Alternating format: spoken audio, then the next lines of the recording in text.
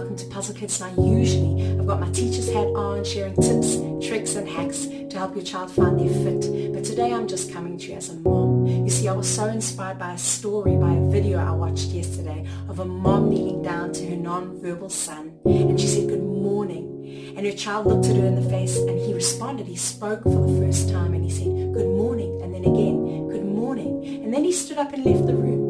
But her face, the tears running down her cheeks and the myriad of emotions that you could feel. I was a ball of tears sitting in the car watching this. And it just made me think of parents and caregivers, because parenting, let's face it, is the hardest job in the world, but especially parents of puzzle kids, neurodiverse kids. So whether that be ADHD, ASD, Down syndrome, highly sensitive kids, to name a few.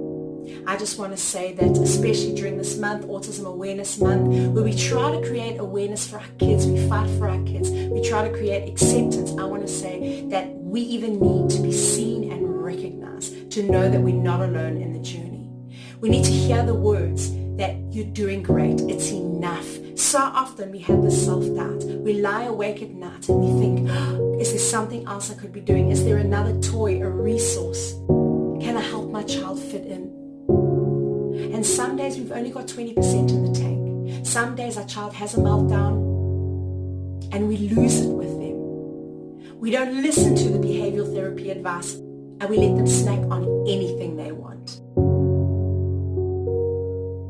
Some days we're just trying to put one foot in front of the other, and that is okay. Because it's not a sprint, it's a marathon, and we have to pace ourselves. Because there will be other days where we've maybe got 90%, where maybe our child reaches a milestone, or there's a happy occasion like a birthday, or our child didn't have a meltdown, or we got great feedback from our child's teacher, and we're celebrating.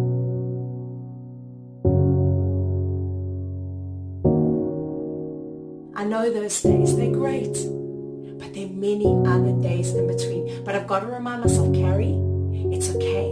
You're doing enough. It's enough that you're showing up every single day for your child, that you're getting in the ring and you're fighting for your child, and sometimes fighting with your child, and that's even okay. You are the hero and I am the hero in my children's story. I've got 2 kids with ASD, and recently we were at a therapy center and the psychologist said to me, Carrie, you need to remember to show yourself some self-love. You need to find ways to fill your tank.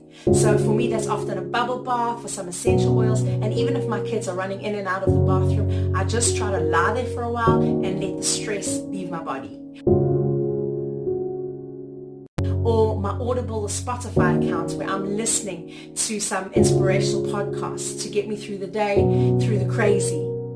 Or sometimes it's just getting on my knees and just praying and saying, God, I pray for grace and peace. Just fill me with a sense of peace.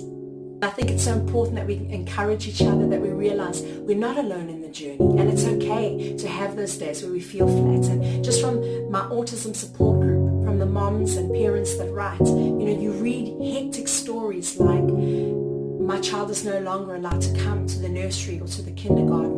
What do I do? My child doesn't leave me alone for half a second. I think I'm going mad. So often I hear that self-doubt and mom guilt. I know that all too well. And then I have to remind myself, I am the hero in my children's story. One day at a time, I have to remind myself I'm not alone. So let's encourage each other to keep going. So that's a simple message from me from Puzzle Kids, helping your child find their fit. Until next time, bye-bye.